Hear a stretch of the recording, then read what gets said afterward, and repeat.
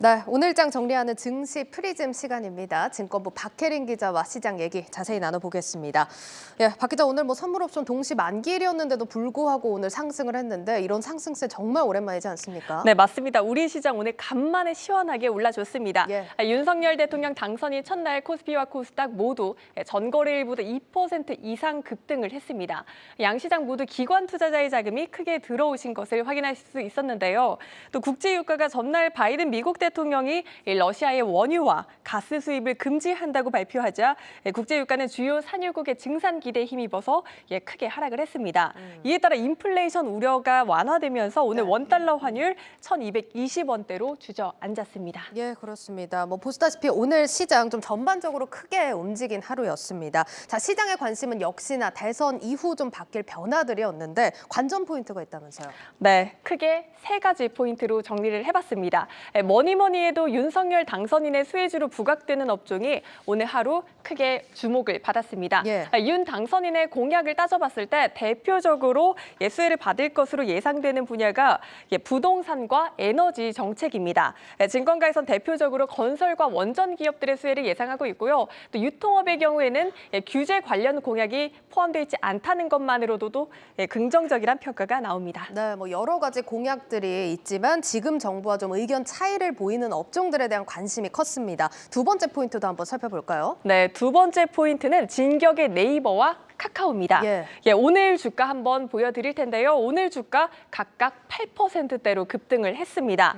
윤 당선인의 당초 플랫폼 기업에 대한 자율 규제를 강조를 하면서 필요시 최소 규제를 원칙으로 한다 이렇게 공약을 한 바 있습니다.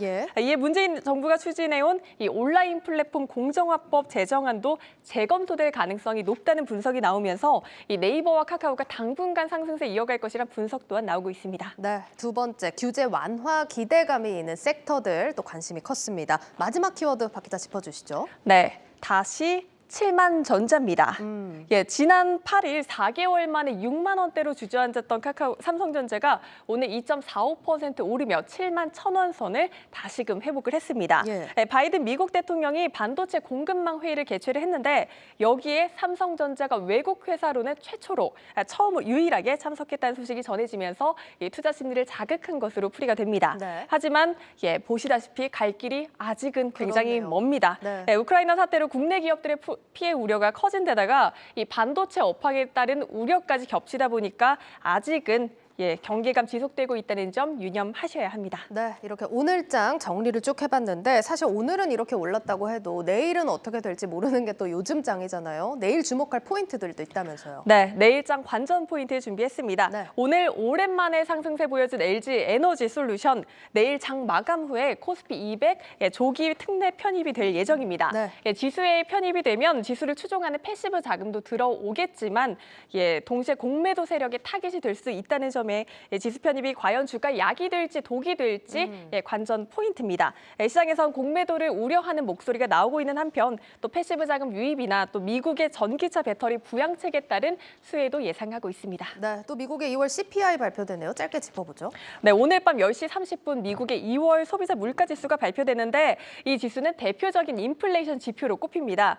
파월 연준 의장이 매파적 스탠스를 유지하고 있는 가운데 이번 물가지표는 3월 FOMC가 열리기 직전에 발표가 되는 것이기 때문에 시장에선 이 지수가 증시의 분수령이 될 것이다 이렇게 보고 있습니다. 네, 이렇게 시장 정리 증권부 박혜린 기자와 해봤습니다.